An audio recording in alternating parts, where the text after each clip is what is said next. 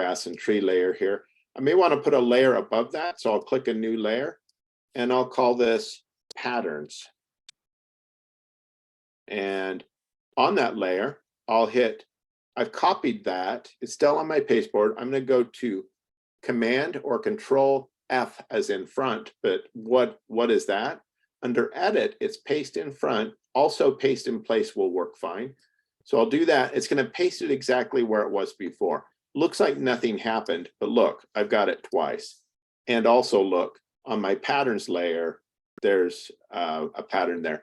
And so I'm going to my swatch palette and it's like, oh man, it'd be nice to have some like ripply water here. But all I have is two patterns. Pompadour, well, that doesn't quite do it for me. Kind of looks like water, but it's dirty brown water. And I've got foliage. That's the only two patterns you can give me, Adobe, really. I could go to Pompadour and I could change my blending mode, and that's the next thing, and opacity we're going to play with. So I could say I want this to be a different blending mode. Well, what's that and where is it? If I go to opacity right here in my properties panel and click on opacity, you will see blending mode. If you've worked in InDesign or Photoshop, you should already know blending modes. If you're new to the Adobe universe, what blending modes do is you got the object or the layer above. How that object or layer interacts with what's beneath it is dependent upon blending modes and opacity. So if I just change the opacity down to a lower opacity, you'll see it becomes, I'll zoom up so you can see a little better. You know, it's kind of grayish, dirty water now because it's only 35% opacity. Go all the way to 0, well, it's doing nothing. Go up to like a 20%, you can see that pattern a little bit. Still 50, I'll just go back to 100. So that's opacity, it's just how much do you see that? It is tinting, or a tint is transparency, it's reverse, it's less opacity. So if it's like, well, is it opacity or transparency? I don't know which. It's the same thing. It's like, is something white or is it black on a grayscale? Well, it's just the two ends of the grayscale. Anything in between, excuse me, black and white on a grayscale, it's just varying levels of black opacity. And so it works the same with opacity in Adobe Illustrator. If it's 100% opaque, then it's 100% opacity. As soon as we take that opacity down, like I'll take it down 20% here, I take it to 80. Well, now it's a 80% tint, or it is 80% transparency. Either way, you could say that. So we want to do some of that. And it's going to be a requirement to give me some transparency on a project. And so don't make this hard for me. And sometimes make it easy for me to give you points, please. And so I've had a student say, well, that one's at 90% of, I take points away because you didn't give me any opacity. And then they'll say, well, on this one little element on the 5th grid down and 3 over, I made it 95% opacity. So don't make me have to click on every single one of your elements in your design and to see if there's any opacity. Make it obvious. And so where I'm telling you to put opacity is on this phase here. But first of all, I'm going to just go back to 100% opacity because before we do opacity, we want to do blending modes. And so we're going to click the opacity button. Where it says normal here, we have all of these different ways of blending those two. So I'll click darken, and ooh, that changed it drastically, didn't it? And what's the next one? Multiply. And so multiply is going to add whatever that color is to the color behind it. And why did brown turn black or gray? Answer, because brown is orange plus black added to it. And orange, if you know your color wheel, is the complementary color to blue. And so blue plus orange equals kind of a muddy black gray. So that's still not very pretty water there with multiply blending mode. So multiply, it adds whatever's above to what's beneath it. It gets rid of white as well.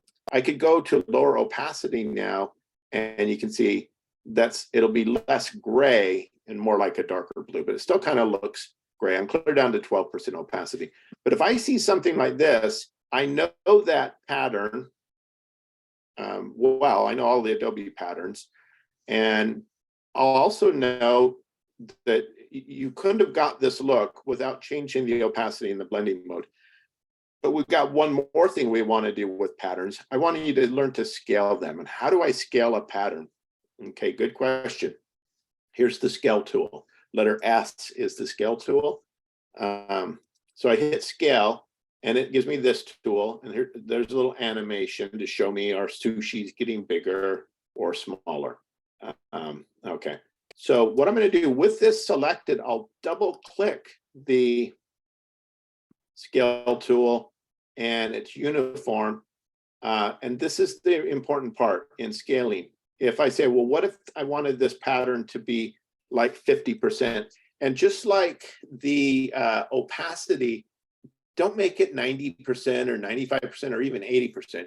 50% or less or 200% or more in your scaling. Otherwise, I'm not going to see it. I mean, I know generally the size that the patterns are. And if you change it 15%, it's going to look like the normal pattern for me. So if I see this pattern and it's 300%, then I know how big that pattern is, and I know that you scaled it. But now look what's happening. That pattern's clear off the area, because what it's done is and I'm going to cancel and zoom down so you can see a little bit more. So I'm going to do that again. Double click on the scale, and I'll say be 300%, and I'll click preview. Sometimes you have to unclick and re-click preview to get it to work. So not just the pattern scaled up, but the shape as well. I don't want that. I only wanted the pattern to change. And so what I'm going to do down here on the bottom, you see it says transform patterns. Check. I want that. Transform objects. No, I don't want my object to scale. I'll uncheck that. And then there we go. If it's checked, transform objects, it's big. If it's unchecked, it's small. If I uncheck patterns, well then, if I could uncheck patterns and only check objects, the pattern will stay the same. But for this requirement, we will uncheck objects and we will check patterns. So you see in this case, that's a much bigger pattern, and maybe that works for water, but wouldn't it be great if there were, and it's on its own patterns layer here. Wouldn't it be great if there were more patterns than this? Enter my page in our class. Where do I find existing pattern swatches? Let's click that and look what this page tells us. Under Window, Swatches, pull down menu, in Swatches, Palette, Open Swatch Preference. So, okay. So where are swatches? That's the first thing I'm telling you. So you could go to Window and Swatches are right there. If they're not showing up, where'd my swatches go? Well, I'm in Workspace Essential Classic, but if I were in Essentials, which you're probably in, maybe you don't see swatches here. And so what do? I could go to Window, Swatches, and there they are. But again, like I said before, there's only two. And then if I want to park those over here, I'll do that with symbols as well. I'll park all three of those there, even though I'm not going to use any of those except swatches. So I can click that, and again, there's only these two patterns. Notice when I click that other pattern that it scaled as well. So I could say, well, I'll go back to 100%. Transform patterns, not objects. Okay, that's actually going to stay that size. So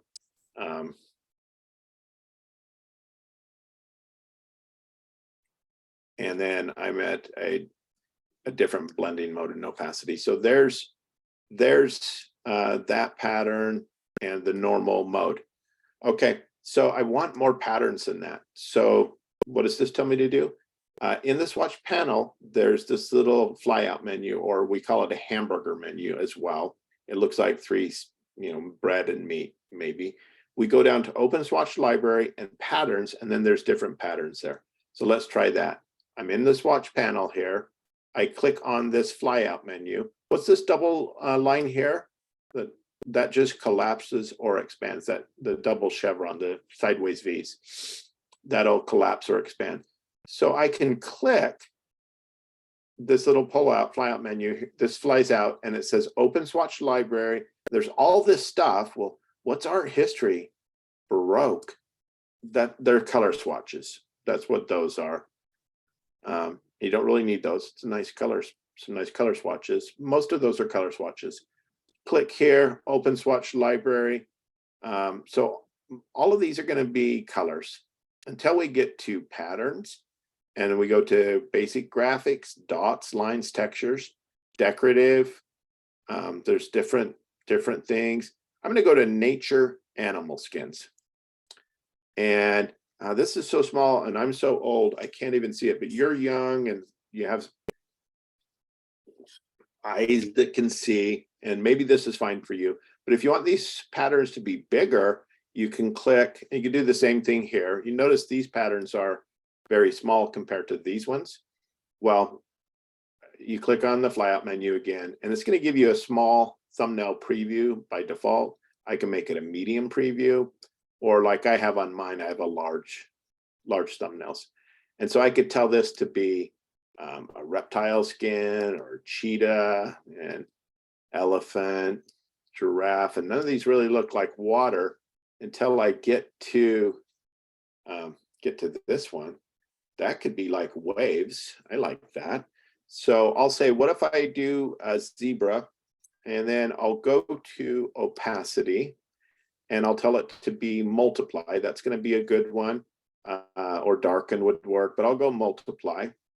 And then I'm going to go back to my scale tool, double click the scale tool. This is selected, and I'll tell this, well, let's be 200%. What's that going to look like? That's pretty good. I like that. And I'll say we'll go with that. And then I'll click OK. And then it's multiply blending mode, but that didn't seem to do anything. Let's go back. Opacity. See, multiply, normal.